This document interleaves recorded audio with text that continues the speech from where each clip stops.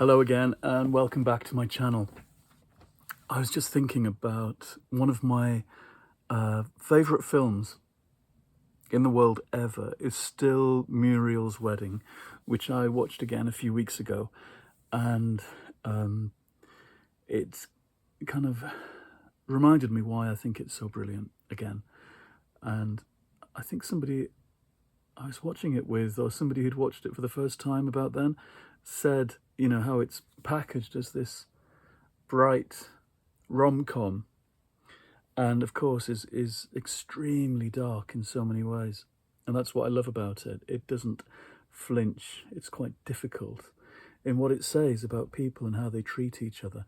My favourite moment, and each time it surprises me, is the bit early on when Muriel is with her terrible friends in her hometown of Porpoise Spit, and they're treating her just horribly and making her feel grateful for letting her go out with them and be around them. And they tell her that she's not welcome anymore in their gang. She can't come on holiday with them, and this is it. They steel themselves to push her away definitively. And then they're all horrified when she reacts the way she does, and she cries loudly and noisily and ugly at the table, spraying them with snot and tears, and bursts out in the middle of this nightclub, "I'm not nothing." And that bit always goes to my heart. And I guess not for no reason. But when I think about moments in my life when I've, I guess, been made to feel grateful for people's friendship or their patronage or their knocking around with me, more than I'd like, really. And times when I've wanted to burst out angrily, "I'm not nothing." Times when I really have been treated like nothing. And I think that does go to the heart of my qualms about things like class and, going into publishing, going into the world of being a writer, going into academia as somebody from the north who grew up on a council estate, who is treated at every turn in these places as if you've stepped from, as if you've come from the moon, that the assumptions that people have about life aren't the same assumptions that you have about life. I'll never forget reading, there was some interview, it was a review of somebody's work years and years ago, and they were talking about their whole life's work and how they wrote too much, probably. They published too much, probably. And it was the kind of lofty condescension of that. Not realizing, of course, that people who are professional writers have to make a living.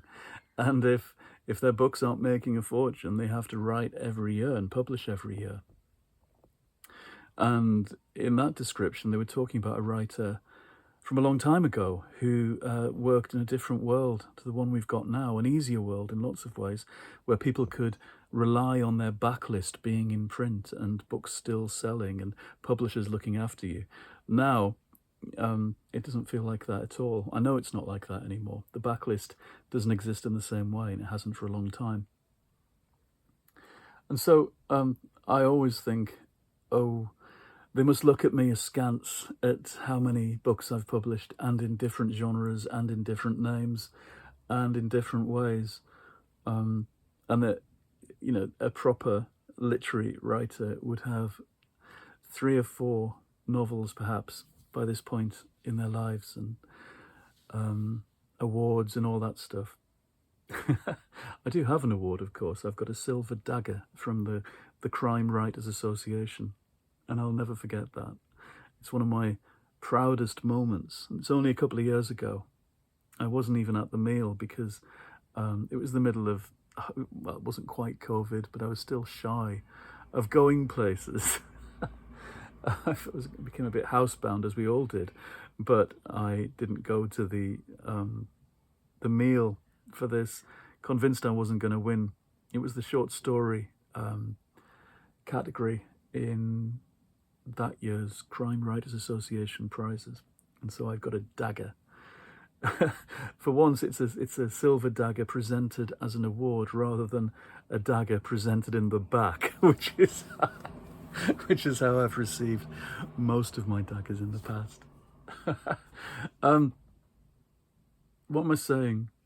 I suppose I've had to write and work in all different genres, not just out of making a living. I want to write in all these genres. I'm fascinated by trying out all my skills in all these different places and different ways. It's always been fascinating to me. I get depressed if I'm not writing. I know that for a fact. I can take 2 weeks off writing fiction, and that's the longest I can not write for. I still have to be writing my diary and all that stuff, scribbling in between. But in terms of writing a project, doing an actual ongoing story, the longest I can keep away is 2 weeks. And I know when I've let that time slip and tried to recharge my batteries for longer, because I start getting depressed. It's a true fact. And it's only at the end of all of this, the end of, hopefully not the end of all of this, but at this end of all these years of doing this stuff, that you get to know yourself and your own habits and working patterns. And I know that that's true for me. I also know that I can't work consistently every day, doing 1,000 or 2,000 words a day for more than 8 weeks, 8 or 9 weeks. And I must take a break at that point. So that's good. It's good to know yourself, but it also means that that's a lot of stuff each year. And I'm happy about that. I'm happy writing a lot in different genres. I would have, if I could, a different name for myself in every genre and write in them all and move around from detectives to histories to mysteries to horrors to science fiction to whatever. And that would keep me quite happy, I think. What's tricky is when you have to do all these things at once.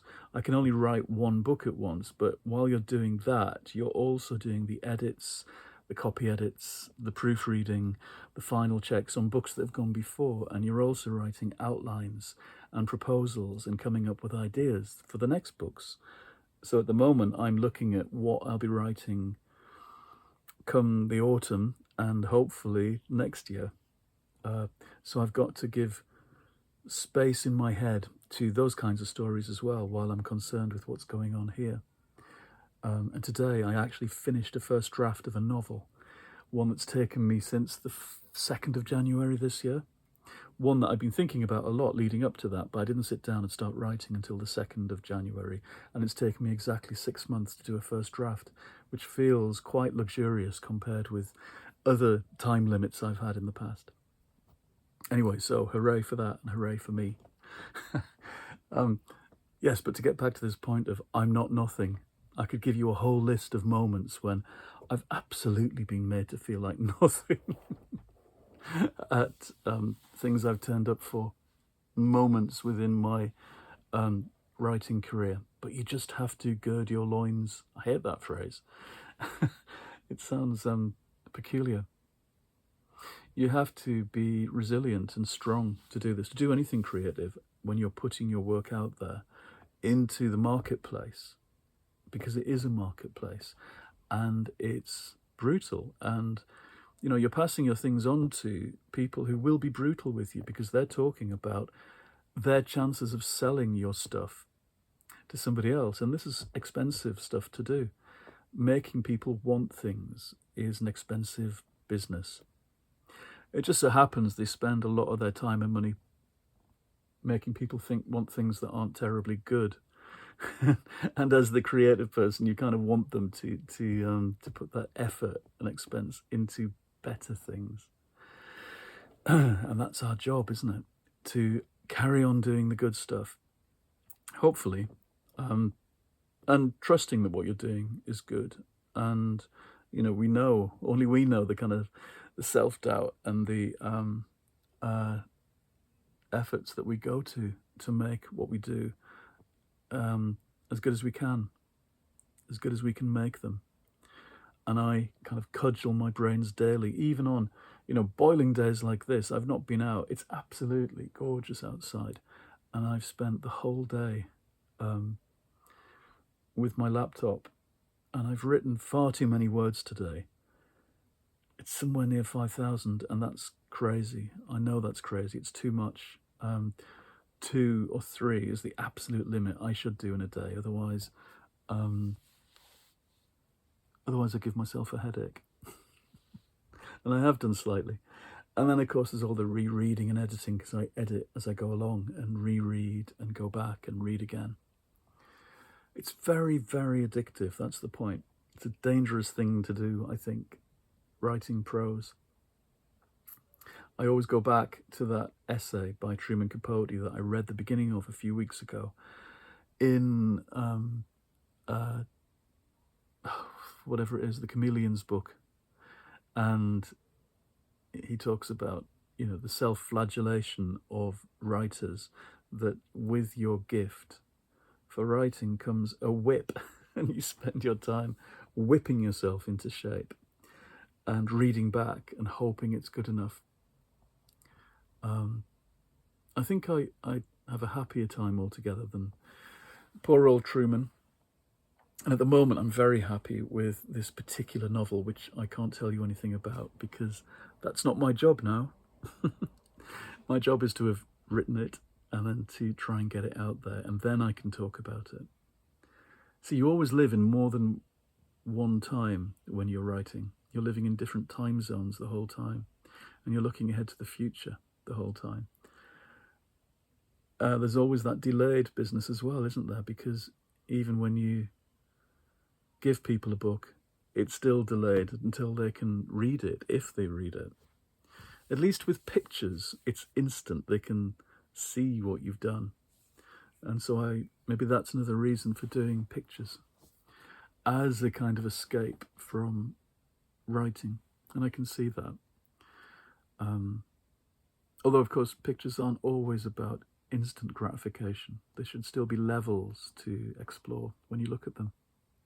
Anyway, burbling on.